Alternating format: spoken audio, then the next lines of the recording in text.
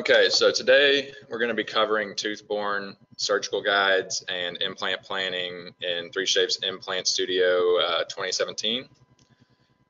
This is a standalone software from Dental System. If there's anybody who uses other 3Shape software, this would be an add-on that you would have to purchase. It's not included with Dental System.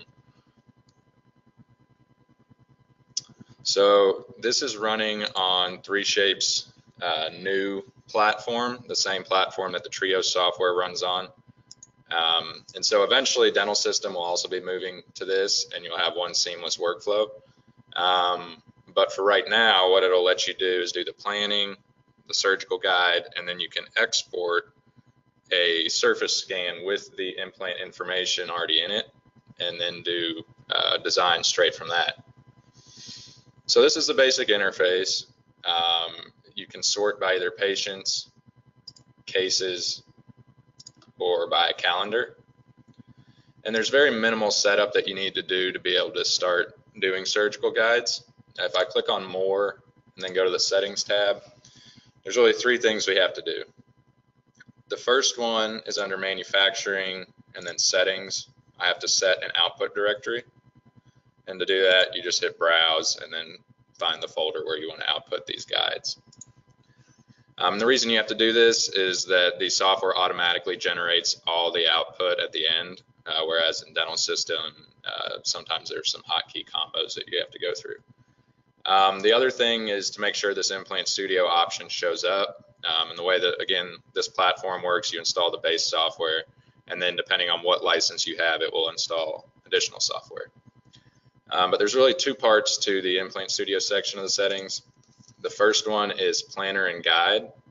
And so contrary to the way Dental System works, you can't just call up a manufacturer and have them import settings. All of these settings have to come through 3Shape and the manufacturer working together. This first section has to do with the default safety zone around the implants, which you'll see when we actually get into the planning. And then below that, we have a drop down where we have different preset printers, materials, and well, companies for the printer and material. So there's quite a few in here. If you don't see yours in here, that doesn't mean you can't make a guide. It just means you're going to have to pick one of these that allows you to dial in the settings to what you want.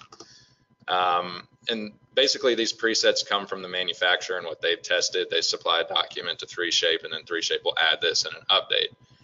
But there's 4 different values that really determine your surgical guide and how it fits together. The first one is guide thickness, and you can see whatever value's in there is the recommended setting from the manufacturer, and then these numbers to the right are the range that they'll let you adjust it. So some of them have a wide range, some of them, like here on retention amount, you can't adjust that at all. So the guide thickness is kind of self-explanatory. It's how thick that shell will be. The offset from the teeth to the guide is an offset between the guide and your teeth, really to account for printer accuracy. If it was at 0, it would be too tight, and so most of them are somewhere between 75 and 150 microns. Retention amount, if the manufacturer allows you to adjust this, would actually engage the undercuts on the teeth by whatever value is here. And offset from sleeve to guide is the same as from tooth to guide. It's just between the sleeve and the guide itself, and determines how easy it is or how tight that sleeve will fit in without glue. The next section, implant library. This is where you actually download any supported implant libraries. And so you can see I have pretty much everything installed, but I left a few uninstalled. So you can see if you come in here and you have a file size instead of up to date, then that means there's an update for it. So I can just click these check boxes and go back to the top and just hit download, and the system automatically downloads these from 3Shape server. If you don't see an implant system in here that you want to use, or a sleeve system, it means that company has not worked with 3Shape to get that implemented. So you would want to contact them and maybe suggest they do that. And that being said, if like a implant company introduces a new platform, and then even though they may be listed in here, that portion of it may not be available until they provide it to 3Shape, and then it would show up as an update. So that's really all the settings that you have to worry about for the Implant Studio portion of this. Back on the home screen, I can click New Case, and it'll bring up my 3D order form. One thing to know just ahead of time is there's no direct scanning support for lab scanners in this software. You can scan Trios cases because it is all the same platform. But if you're pulling in a lab scan, then you just have to export it from Dental System or wherever you're getting it, and then you'll import it on the next panel when you're importing the cone beam. So what I'm going to do is select the teeth that I'm going to be placing implants for, and then I'll click Implant Planning. And so there's two different kinds of implant planning that are supported, the tooth supported or edentulous. I'm not going to cover edentulous today, that'll be in a future webinar. But tooth supported is going to be what comes up by default. And if you want to just do planning, then you can uncheck the surgical guide. If you want to do both, then obviously you're going to leave them both checked. And if you want to just do the surgical guide, you can do that too, if you have prior planning from another system. So I'm just going to leave that like that. And these teeth are already missing in the scan. You do have the ability to remove a tooth that is existing and place an implant there. But if the teeth are already missing and you want a guide for the final restoration, you can also click on Anatomy and just make sure Implant Studio Virtual Crown is selected. And what that's going to do is allow me to place 2 virtual crowns to give me an idea of where the final design should be, and then do my implant placement off that. Now, right now, this pre-design that you do doesn't transfer into Dental System. In the future, it will. All you get in Dental System is the implant position, but this at least gives you an idea of where you want to be.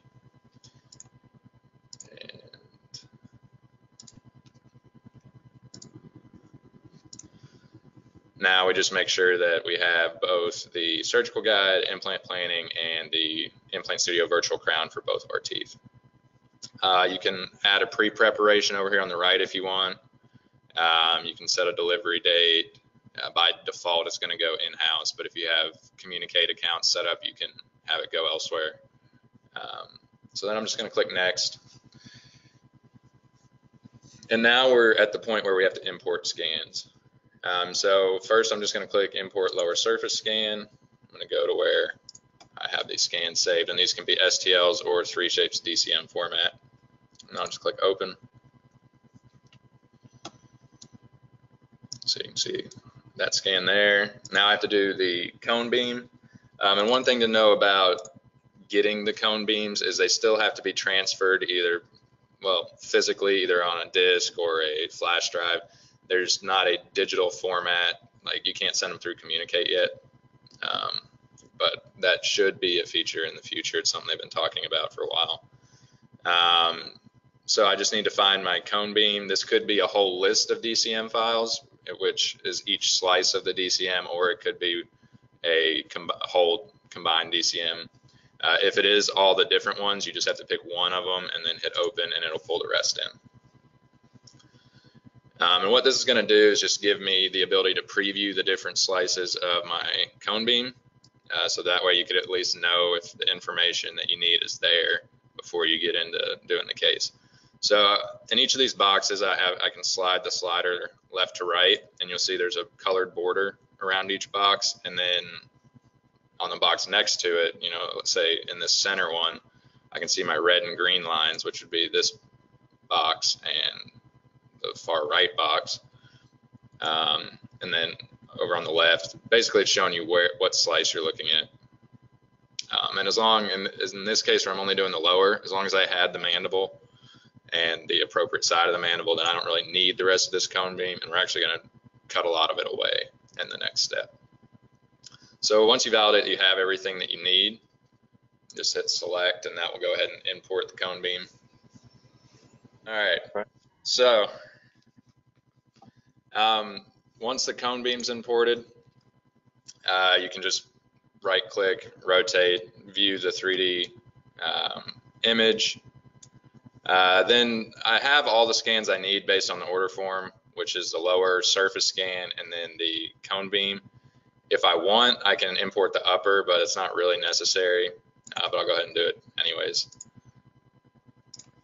Another thing to note about the tooth-borne surgical guide and planning is, if possible, you want the cone beam to be taken with the bite open, because this helps with alignment of the surface scans. You can still do it if the bite's closed, but you may not get as good of an alignment with surface scans, just because when in a cone beam, when you have a closed bite, you get a lot of noise in the occlusal area. And just having the open bite gives it a lot more surface to try and align the surface scan to. So from here we can go next.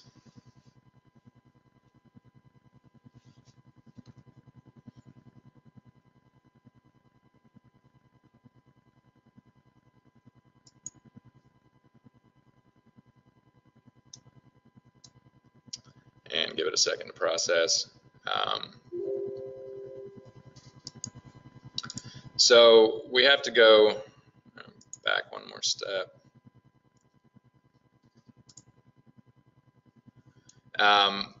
This is the tooth removal stage, or preparation of the surface scan. We don't actually need to remove any teeth here.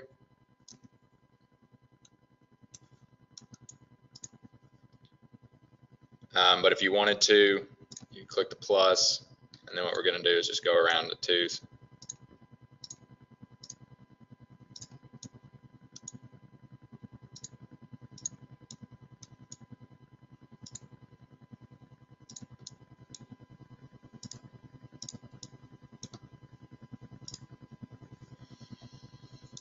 And we've removed a tooth, and now we have the ability to contour that tissue, which you can see better if I turn the color off.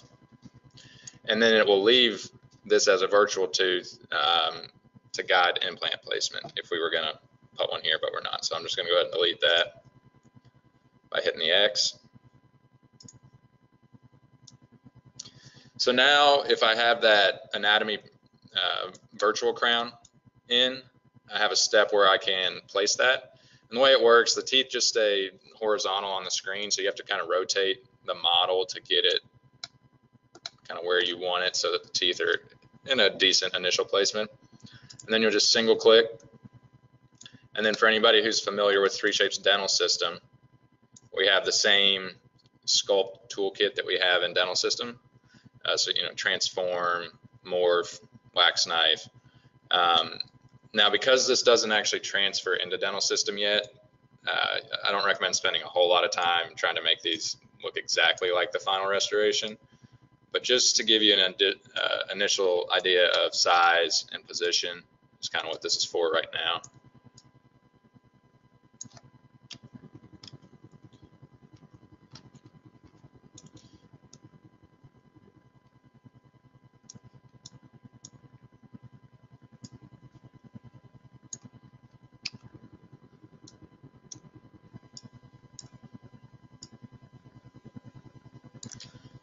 So the transform tool lets you just do large scale changes. Morph tool lets you do more localized anatomy changes.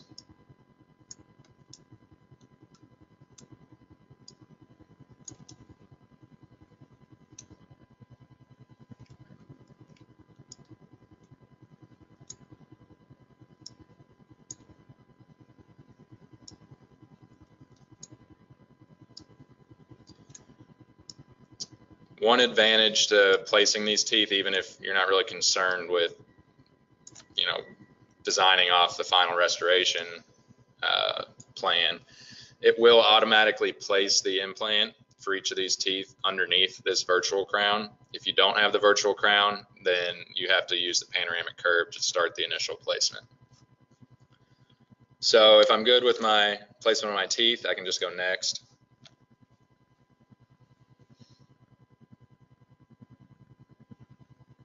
And this is going to bring us into the CT preparation step, where we're actually going to cut away some of the CT data that we don't need. So again, we have a red, yellow, and green window, and then the crosshairs within each one corresponds to the other two windows.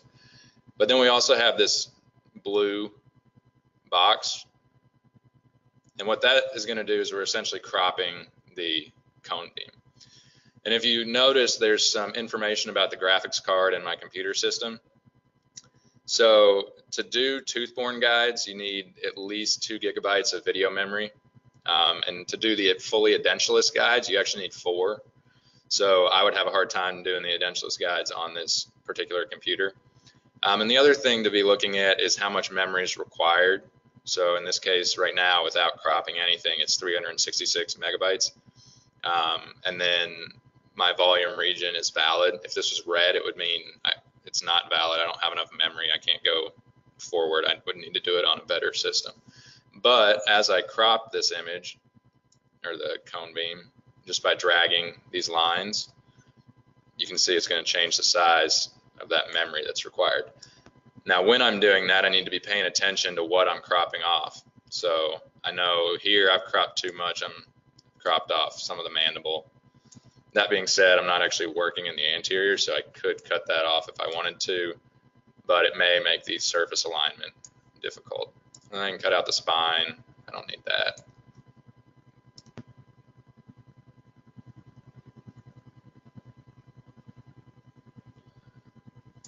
And then if I move to the next window, I can cut out some of the maxillary arch. Basically, I just want to make sure I cut as much of it without cutting any of my mandibular teeth off. So that's good. And then after you go through the first 2 boxes, you can just kind of view what you're cutting in the third one, but you pretty much already cropped everything you can. And so I've cut almost 150 megabytes of memory off that requirement. So I can just go ahead and click next.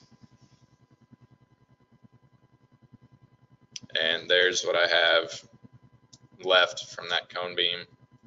And what we're doing here is establishing the panoramic curve. In the latest update to this system, it will automatically drop in on the axial view this center line to try and create that panoramic curve. What I like to do though is take this plane and bring it down to where it's intersecting both the bone and root, since that's really the area where you're going to be working in for the implant placement. And then you can drag these little yellow balls on the axial view and try and put it so the line kind of is in the center of the axial view slice. And that'll give you a nice detailed panoramic curve. Once you've done that, there's not really anything left to do in this step. I can just click next.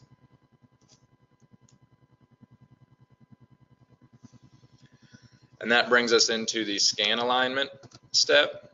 It will automatically try and align it to begin with, and almost every single time that I've done this where I have an open bite and don't have that noise in the occlusion, the automatic placement is as good as you can get.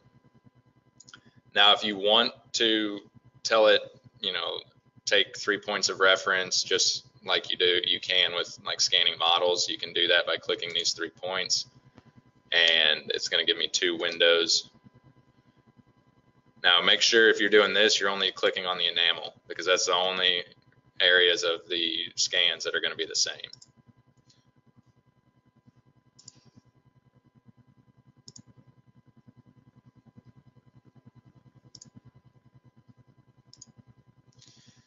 And after you click 3 points on both scans, it will redo the alignment. As you can see, I didn't really get any better of an alignment. If you hover over any of this area with the mouse, it'll show you how far off you are. And just to note, I think the average accuracy on a cone beam is 250 microns. So that's why this green zone we've got over here is plus or minus 250 microns.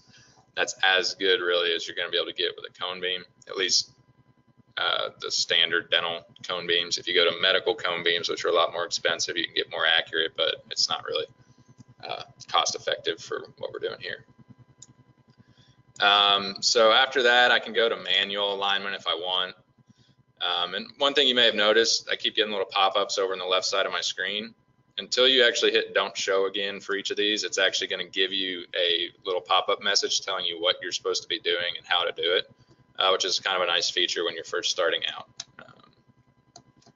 doing these.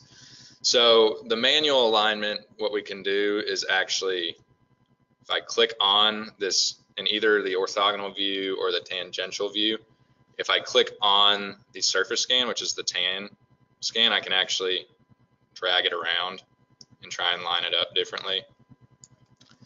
But as you can see, usually you're not going to be able to place it better than what it already had. So to reset back to the computer determined alignment, I can just hit this reset manual alignment option. And now it's back to what the computer figured out was best. Once I'm happy with the alignment, I can just click on confirmation, and then all I'm going to do here is click the checkbox, and that's going to lock that alignment so it won't change. And then I can click next. If you're working on the mandible, then you will need to map the nerve, at least on the side you're working on. In this case, I'm working on the left, so I'm only going to map the left nerve. If you were working on both sides or it was fully edentulous, you would have to mark both nerves, and you would be able to tell which one it wanted you to mark just by what it says on the left. Now, if you're working on the maxillary arch, you don't have to like map the sinus area or anything like that. You do want to be aware of where the sinus is when you're placing those implants, but there's no computer marking. And what mapping this nerve is going to do is if any of our safety zones for our implants intersect this nerve, it won't let us move forward. It's saying you're too close, at least by the default safety zone, to move forward.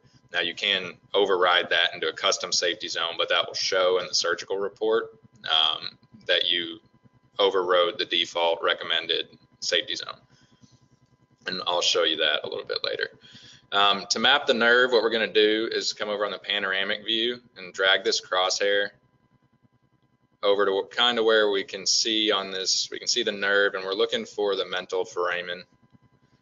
And you can see over on my orthogonal view, if I'm further back on the arch, you can kind of see the nerve canal, and then you start to see where that mental foramen is, where that nerve comes out. And so that's where we're going to start. And then what I can do, if I want to blow up this orthogonal view, I can just click the maximize button so I can really see what I'm doing. And when I hover over the orthogonal view, I have this round red circle.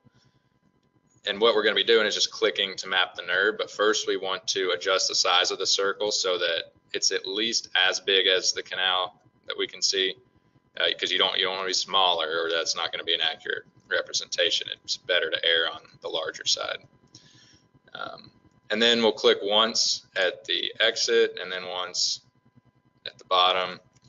And now what we're going to do is just move backwards along the arch looking for the nerve canal. If you hold control on the keyboard and then scroll your mouse wheel, if you look over to the left on the axial view, you can see there's a light blue line. That is the slice for the orthogonal view that I'm looking at. So if I scroll the mouse wheel, you can see I'm actually going forward. So I need to be scrolling the mouse wheel the other way. And then as soon as the previous nerve marking disappears, you find that dark circle, black circle, that's the canal, and just click, single click. And now I've marked that section.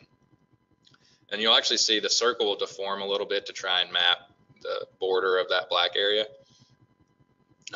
as I go. And then I just need to keep going until it disappears, and then click again. When it disappears, I'll click again.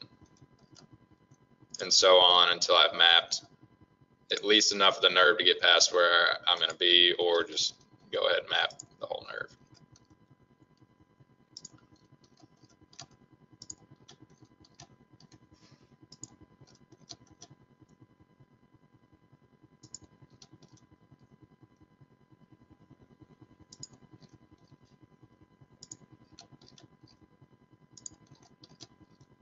If you have a really low quality cone beam, this could be harder to see. And if you look over on the panoramic view, you can actually see that nerve getting marked in there as I go. But I'm going to go a little bit further.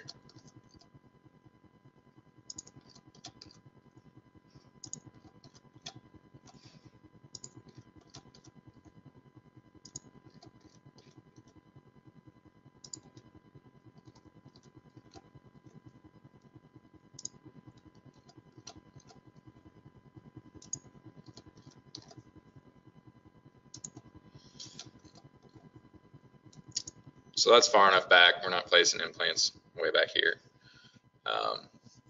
So once you have that marked, I'm going to go ahead and minimize my view back to the docked layout. So now I can click next.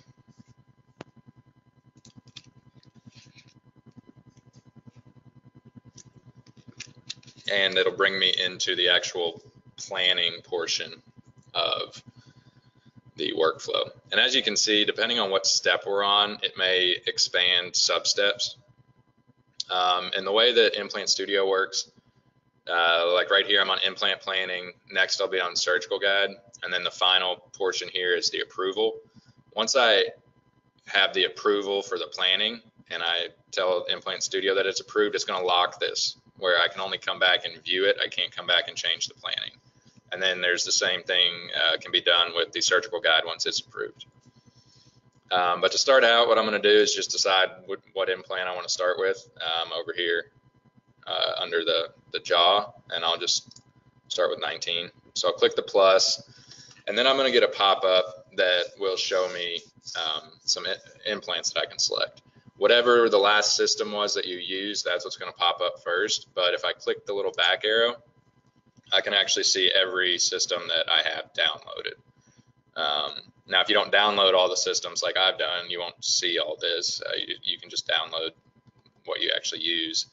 But let's see, if I go into Nobel BioCare, then I have all these different systems here. So like Nobel Active. And once you click on one, you get all the different platform diameters and length options that the manufacturer supports. Now this is where before I was saying maybe if they come out with a brand new implant, it may not show up in here right away until they've actually provided all the CAD files and information to 3Shape. The other thing you might see are anchors. This is for the fully edentulous workflow where you actually have to anchor the guide to the bone because there's no teeth to immobilize it. But I am going to go ahead and use Straumann, and I'll just do bone level. And then we'll go probably with the largest one we can fit.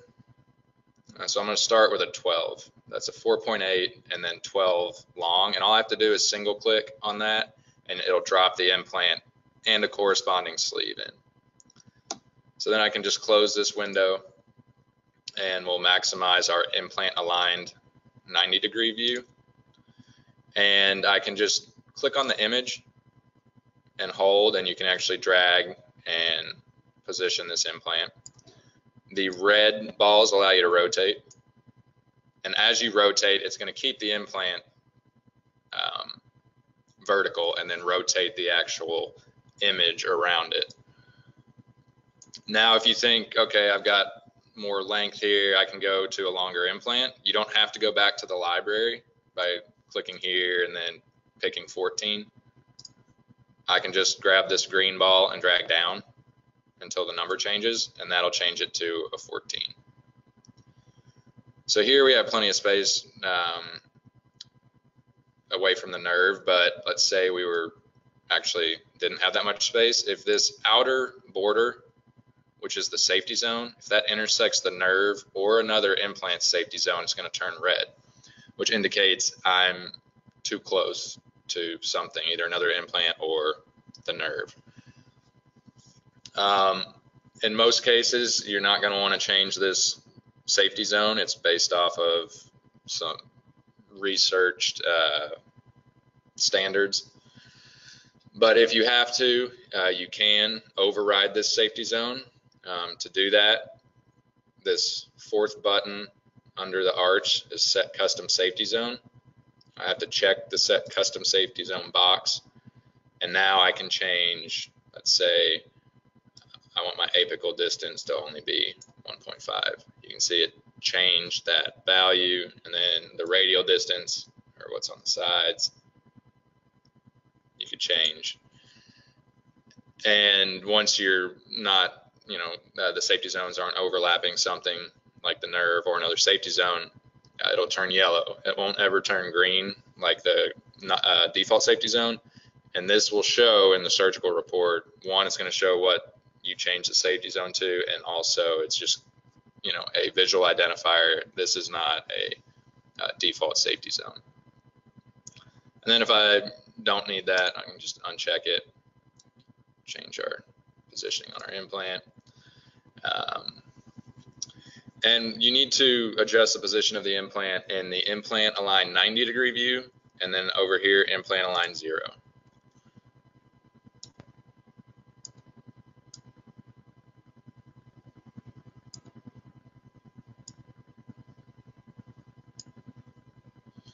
You can also open the axial view, and this is a top-down view, and you can drag and place the implant in that view. The panoramic view will kind of show you the implant position in the panoramic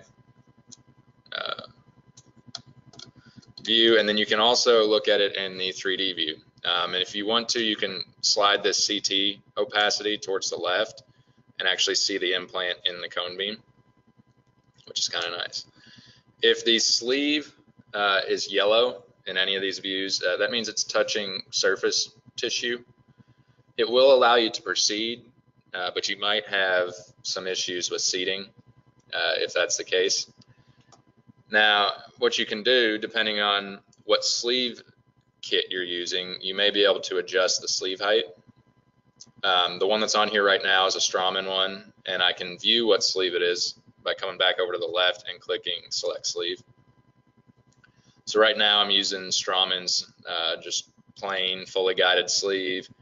Depending on what system is supported for the drill kit, you may have just a pilot, which will do a pilot hole. Or if I click back, I may have other options. So there may be third-party sleeves, like NT Trading has a fully guided for my Straumann one. But that means you need to use their drill kit. Otherwise, the drill procedures are not going to make sense or work, for the doctor. If we go to Straumann T-sleeve, that's another sleeve they have, and it just has a lip on it at the top.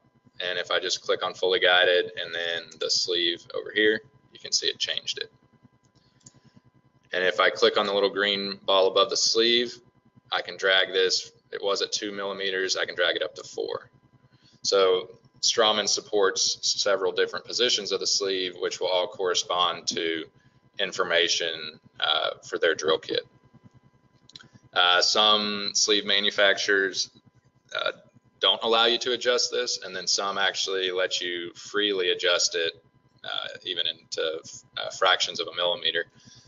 But you need to know how that's going to affect the use of the drill kit and any drill accessories that may be needed.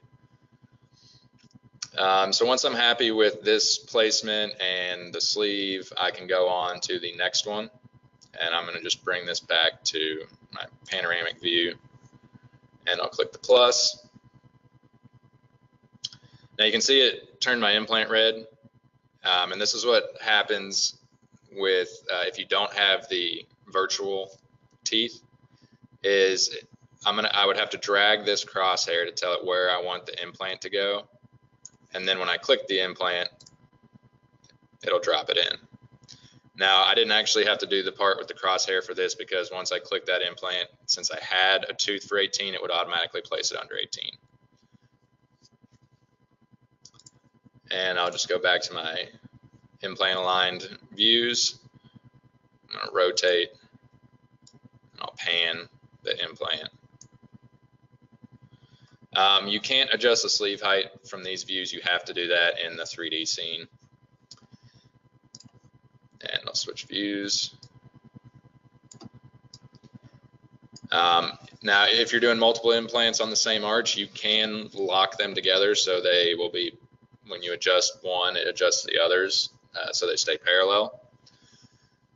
To do that, I'm going to click this third button on the left, group implants together. And then I'm just going to, the one that implant that you're on will be kind of bold and the other ones will be grayed out. But you just have to, the first box you check is going to be kind of the parent implant that once you group them all, it's going to snap them to its orientation. So let's just say I want to keep 19, which I already placed as the parent, and then 18 will be a child to that. And then if I hit group implants, it's now adjusted 18 to be the same as 19's orientation. But if I move one now, they both move, as you can see. And that is the same for the implant line 90 view. So if you do group them together, you need to make sure that you look at how it changed the other implants, because you may have placed them where, you know, in a nice orientation, and then when it snaps into the other one, it's now either, you know, sticking out of the bone or intersecting the nerve. So what we can do is just click back on 18. We can do that on the 3D view. And you'll know it's switched because your balls will be, you know, your different colored balls for dragging stuff around will be on that implant. And then just verify again in the 90-degree view or the 0-degree view that you're not, you know, violating any positioning requirements.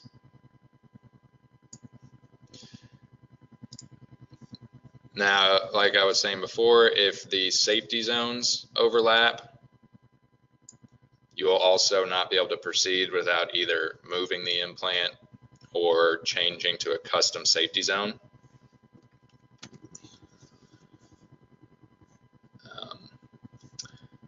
If you want to know any like measurements between implants or measurement from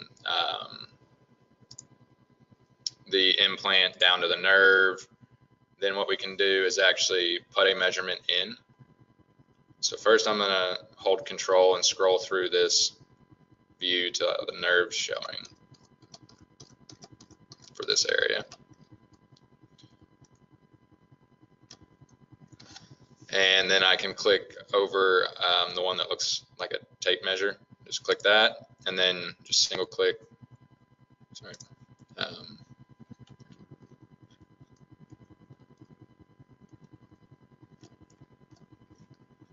On the implant, so not the safety zone, but we'll actually click on the implant and then the nerve. So we've got 3.3 millimeters here, and these measurements will show up in the surgical report if you leave them there. The other measurement you can do, the first one is just a distance. The second one is a density measurement. So if I just click anywhere, this is going to give me the density of the bone in Hounsfield units. If you want to get rid of the measurements, you can just click the garbage can and it'll delete whatever measurement you have active.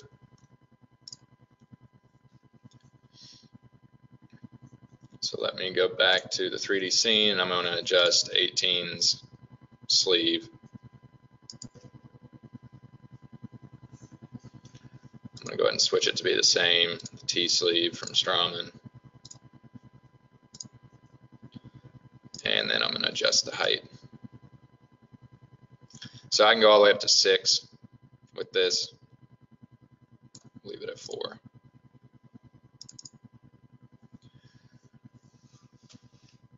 From here, once I'm done with my placement, I can click next.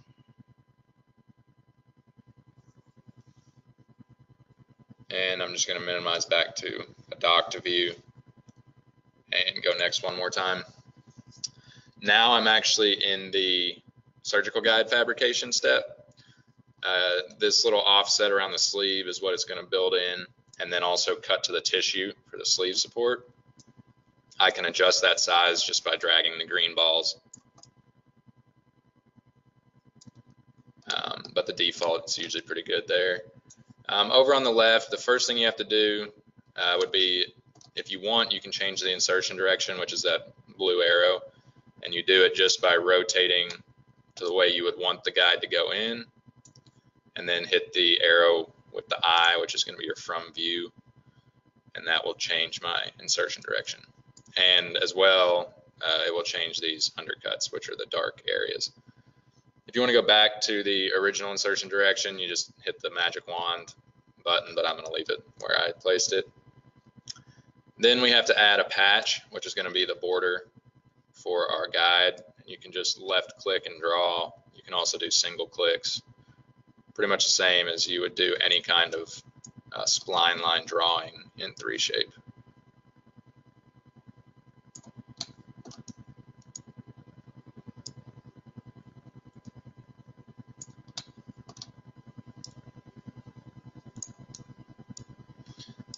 And we'll finish just by clicking on the first point on the line.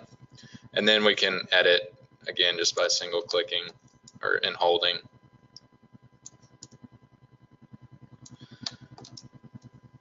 So then if we want to see what it's going to do, we can hit preview. But before that, let's add glue channels. And what that's going to do is let me inject glue after I put the sleeve in.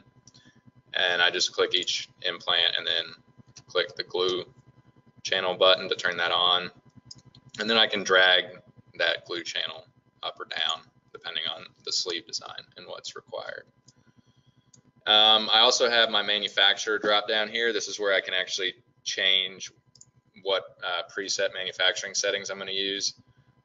So I'm just going to leave it on 3D Systems ProJet 3510 MP, and if they allow adjustment, then you can adjust these values just by clicking the arrow or actually just changing the value, but it will not let you go outside of the range the manufacturer has specified. So now if I click preview, it's going to generate the first part of the guide. Now you'll notice like I cannot click next. You actually have to preview the guide and see the shell before it will allow you to move to the next part. So we can get this little progress bar that tells us what it's doing as far as assembling the guide.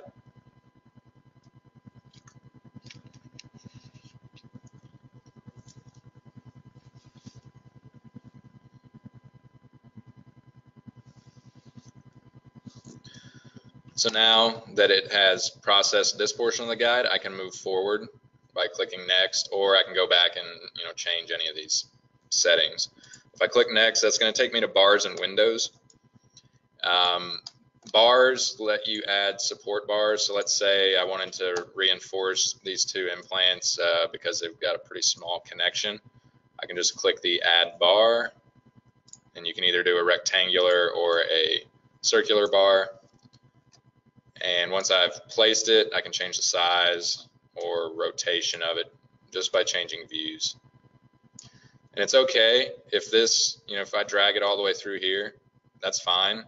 It's still going to cut the sleeve out. Reduce that a little bit so we don't have any sharp edges. So that'll really reinforce that area. Now you can go across the arch if you want for like support on a maxillary case.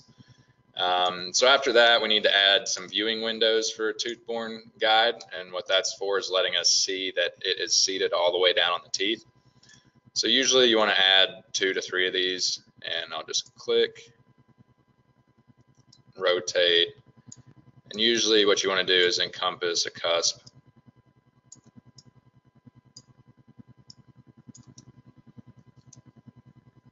Now we don't want it that tall, that's going to make the guide weak there.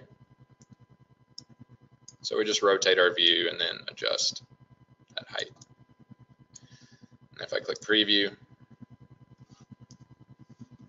you'll see it cut it in. So there's one viewing window.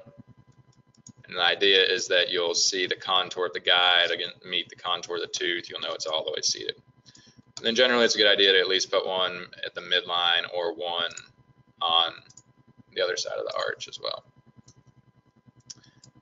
And definitely if you were doing implants on both sides, you would want viewing windows near each implant site, because the most critical thing is that the guide's seated there.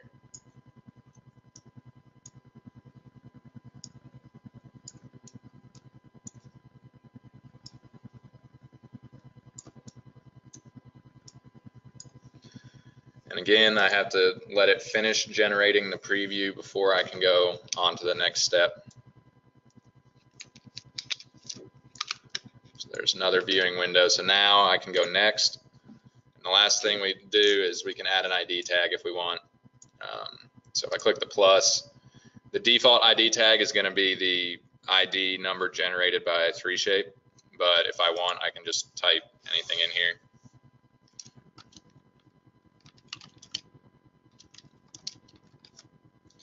And then I can change the size by clicking any of these three options.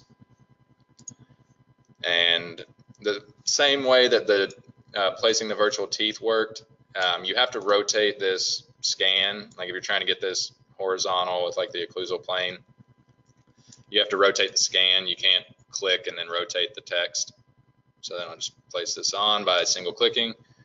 And if I want to, by default, it's going to put it as a positive label. If I want to invert it, then on the left I just need to click invert ID tag, and that'll make it negative. And then I wait for the preview to be generated, and I'll be able to move forward. So the preview's been generated. I can click next, and now it has to generate the surgical report.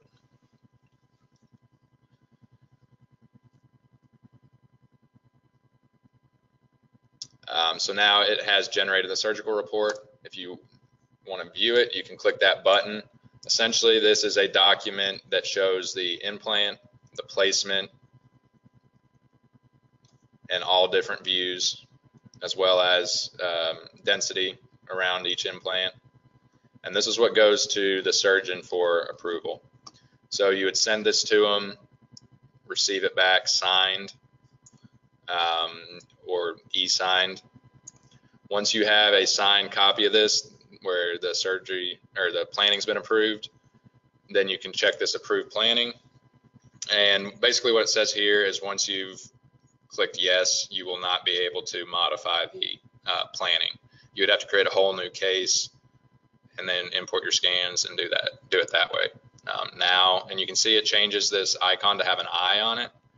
I can still go back and look at it, but I can't change it. And then once the guide is approved, so I can still go back once the planning's approved and then change the guide, maybe to use a different sleeve, but I can't change the implant or the placement. Or if you want to change like the border of the guide or add windows or more bars, you can still do that. Once you click approve surgical guide and then yes, you can no longer edit the guide either, and it will generate the drill protocol. And essentially what shows up in the drill protocol depends on the sleeve manufacturer and what information they provide.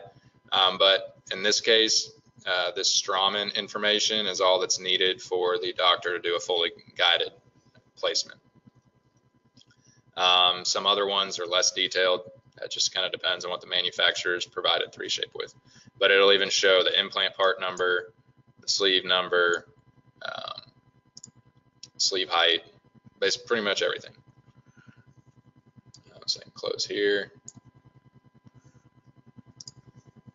And the one last thing to do is just click next, and we'll go to the save step, and it's going to automatically generate the guide, a surface scan with the implant placement in it that you can take into dental system and make custom healing caps or immediately loaded temporary abutments.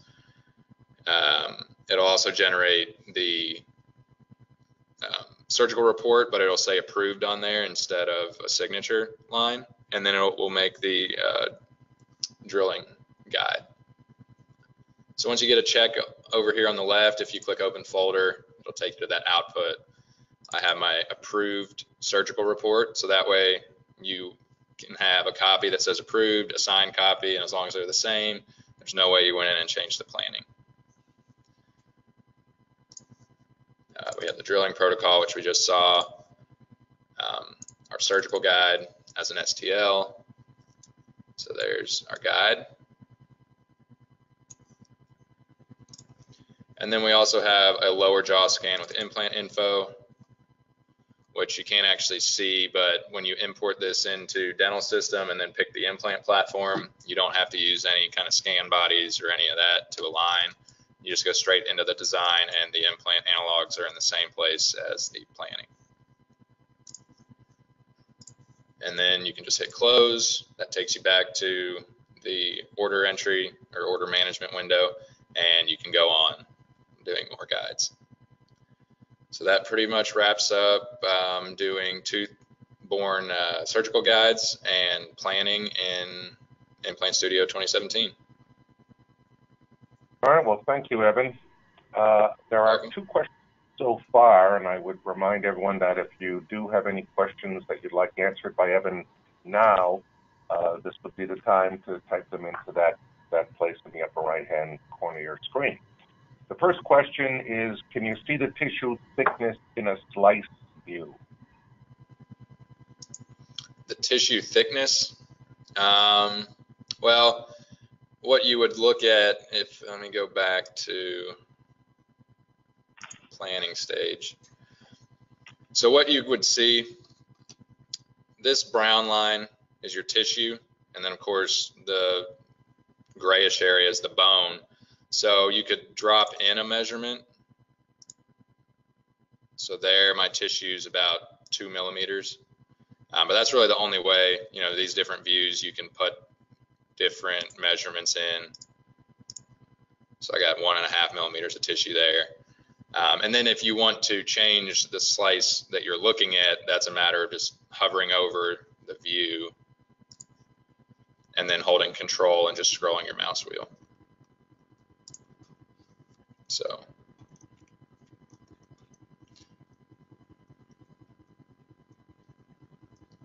and then you can just change where this point's going to and measure.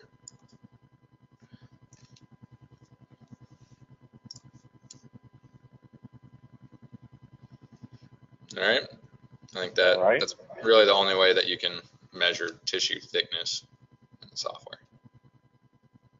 Evan, the second question is there any consideration for biological width and bone reaction or loss for each system so black triangles are avoided after the prosthetics are fabricated? In essence, are Tarnow's rules applied? No. As far as, planning methodology and all that, that's basically relies on your knowledge of implant planning. So definitely, if this is something brand new, you need to go to some courses on that. So really all that it's validating is that we're not hitting the nerve and that we're not putting 2 implants right on top of each other. Everything else is based on your knowledge of implant planning. Okay. All right. Well, actually, the only other question was this recorded? Because this person missed it. But actually, the answer is yes. As I said at the beginning, and just as a reminder, this was recorded. So within 2 days, within 48 hours, it'll be up on the WhipMix website in the webinar section, and also on the WhipMix YouTube channel. And then also, for those of you who are CDPs, webinar is approved for 1 hour of CE credit, and you'll receive an email from me within 1 to 2 days, and that'll tell you exactly how to obtain your credit. We essentially is a very short quiz and very simple one, and you'll send that in with your CDT number, etc. It's all explained very clearly, and you will receive a certificate that shows that you attended this, and it's by the NBC of the NADL, and you will get your. So I don't see any other questions. So Evan, I'd like to thank you for doing an excellent job as always, and thanks all of you for attending our webinar today. And look forward to seeing you at a future webinar, Whitmix webinar. We have them every other week, so please look on our webpage and check out the webinar section, and you'll see. All right, thanks very much. We'll see you all later. Bye-bye.